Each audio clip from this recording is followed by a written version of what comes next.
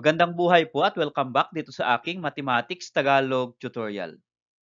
Sa video na ito ay papaliwanag ko po sa inyo on how to solve quartile using linear interpolation. So magpipresent po ako on how to calculate quartile 1, quartile 2 at quartile 3 given the following scores or data. Okay, so let's start for number 1 example. Find Q1, Q2, and Q3 given the following scores using linear interpolation. So ito po yung different scores natin, 2, 10, 3, 8, 12, 15, 4, 9, and 13. So how to calculate Q1, Q2, and Q3? So first step ay we are going to arrange the data or scores in increasing order or ascending order from left to right. So 2, 3, 4, 8, 9, 10, 12, 13, and 15. So from smallest to largest data. So the smallest data is 2 and the largest is 15. Now, we are going to calculate first quartile 1. So for Q1, ang formula na gagamitin natin is that ilolocate natin yung quartile 1 natin sa ating distribution. Okay, for Q1, 1/4 times n plus 1. Okay, bakit po 1/4? Kasi ang quartile 1 ay 25% at ang 25% in fraction is 1/4. Okay? So 1/4 times n plus 1. So yung n po dito sa ating formula ay yung number po ng ating data or score. So ang n po dito kung bibilangin natin ay 1, 2, 3, 4, 5, 6, 7, 8, and 9. So lagay natin dito. Lagay ko lang po dito. N is equal to 9. So substitute natin yung n at calculate natin. So this will become 1/4 times n is 9. So 9 plus 1. Okay? And then add muna natin itong 9 plus 1.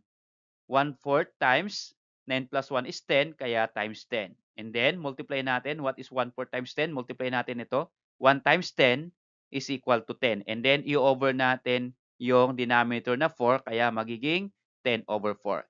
And if you are going to divide, 10 divided by 4 is equal to 2.5. So, ang makalculate natin na location ng quartile 1 is 2.5. Hindi po ito mismo yung value ng quartile 1. Ito po yung location niya. Since yung nakalculate po natin ay decimal number, kapag decimal number po ang makakalculate natin, we need to proceed to linear interpolation. Kailangan interpolate po natin yung location niya. So, paano po? Ganito lang po yon. Okay, so ito po yung steps of linear interpolation. Okay, so ito yung step 1. First, lagay ko po muna sa taas yung nakalculate natin na location ng Q1 which is 2.5. Okay, so mula po dyan sa Q1 na 2.5, ito po yung ating scores or data.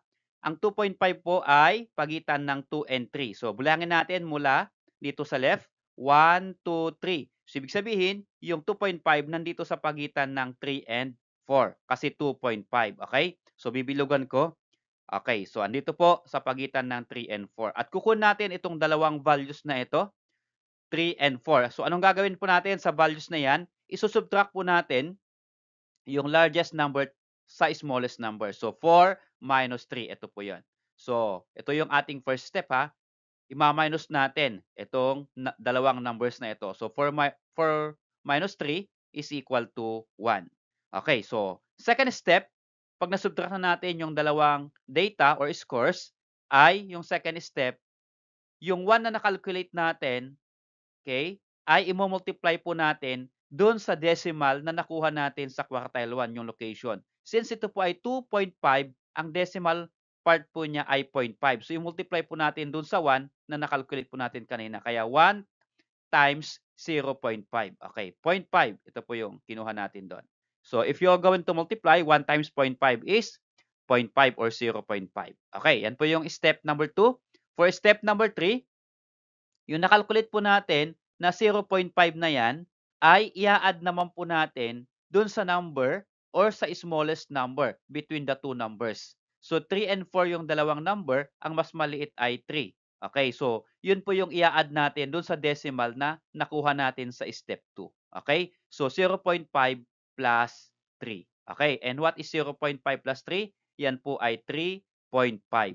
At yung 3.5 na yan, iyan na po yung value ng quartile 1. Okay? So, quartile 1 is equal to 3.5. Okay, so how about if you're going to calculate quartile 2? So again, the same process yung gagawin po natin. Ilolocate po natin yung quartile 2. Ang kanyang formula naman po ay Q2 is equal to 1/2 times N plus 1. So 1/2, bakit po 1/2? Kasi ang Q2 ay 50%. So in fraction, ang 50% ay 1/2. Okay? So again, ang N po natin dito, yung number of data or scores, ito po lahat ay 9. Okay, kaya substitute po natin yung 9 sa N natin. So 1/2 times 9 plus 1. And then add natin ito, 9 plus 1, again, that is equal to 10. So 1/2 times 10. So multiply natin, 1/2 of 10 or 1 times 10 is 10 divided by the denominator 2. So what is 10 divided by 2? That is equal to 5. So ang location po ng quartile 2 natin ay 5. Since whole number po yung location ng ating quartile 2, no need to interpolate. Okay.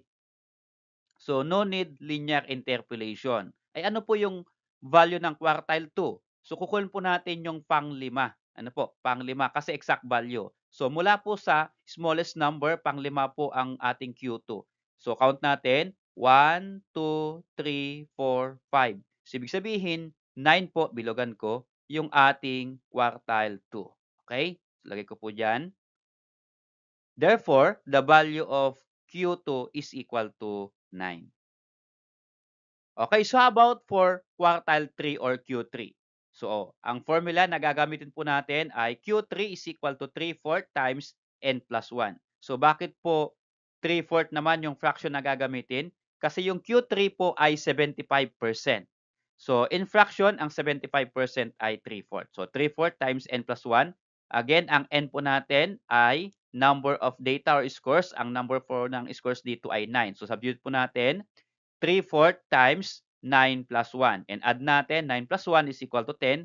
So, this will become 3/4 times 10. So, multiply natin. 3 times 10 ay 30 over yung denominator na 4. Kaya, magiging 30 over 4. If you are going to divide, that is 7.5. So, yung location po ng quartile 3 natin ay 7.5. Ito po ay decimal.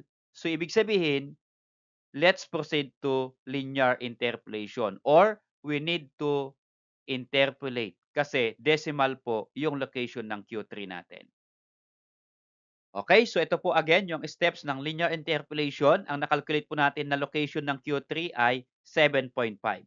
At ito po yung ating data or scores. So 7.5, count po tayo from left to right. So 1, 2, 3, 4, 5, 6, 7. So 7.5 nandito po sa pagitan ng 12 and 13. So bilugan ko po yung dalawang numbers na involved.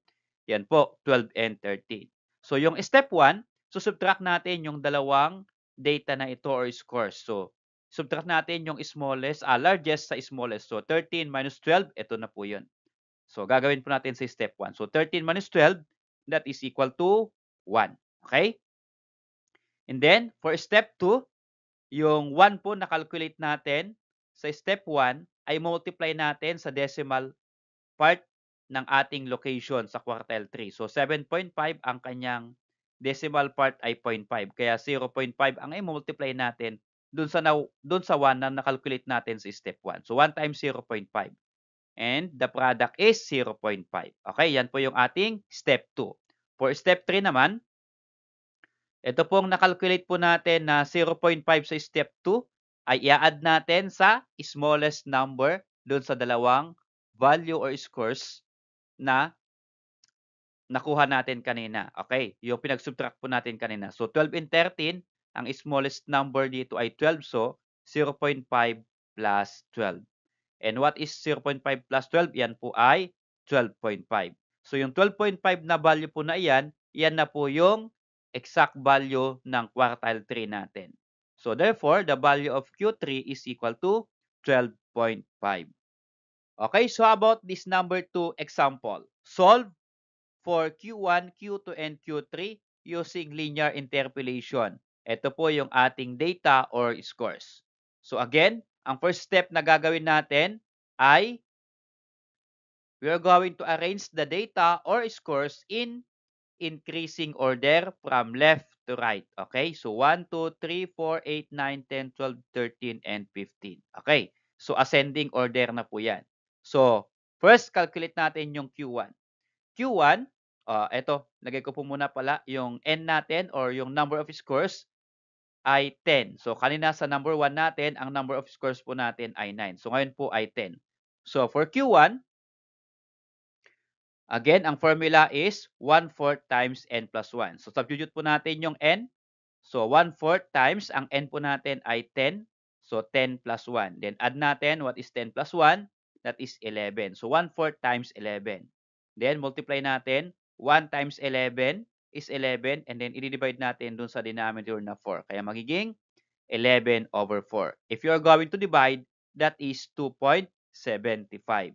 Since ang nakalculate po natin na location ng quartile 1 ay decimal number, 2.75, we need to interpolate. So let's proceed to linear interpolation.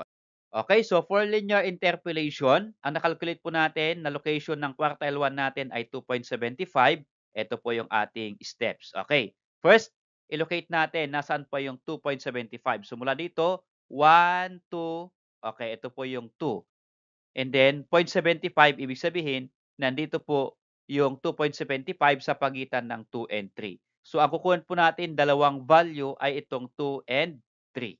Okay, anong gagawin po natin? For step 1, subtract natin yung dalawang values. Again, largest minus smallest. So 3 minus 2, ito po yan. And 3 minus 2 is equal to 1. Step 2, yung 1 na nakalculate natin sa step 1 ay i-multiply natin dun sa decimal part ng location ng Q1. So, ang decimal part ay 0.75. So, 1, multiply natin yung 0.75. And 1 times 0.75 is 0.75. Okay? Then, step 3, yung nakalculate po natin na 0.75 sa step 2 ay i-add natin dun sa smallest number between the two numbers. So, 2 and 3 yung dalawang numbers. Ang smallest ay 2. Kaya, yun po yung i-add natin dito sa 0.75. So, 0.75 plus 2. And that is equal to 2.75. So, yung 2.75 na nakalculate na po natin, yan na po yung ating exact na value ng quartile 1 natin. So, therefore, the value of Q1 is equal to 2.75.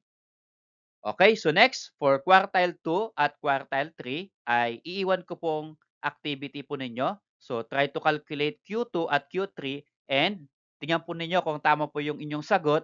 Sa end ng video na ito, nilagay ko po yung sagot sa Q2 at Q3. Maraming salamat kaibigan. Kung nagustuhan mo yung video na ito, please click like and then subscribe kung bago ka pa lang po dito sa aking channel. Okay, so ito po yung sagot sa Q2. 8.5. So, yung Q3 po ay hindi ko po nasagot. Hindi ko po nailagay dito. So, para ma-check po natin kung tama po yung inyong sagot, pwede pong i-comment sa comment section. At hintayin po yung aking reply. Tingnan po ninyo kung tama po yung inyong sagot.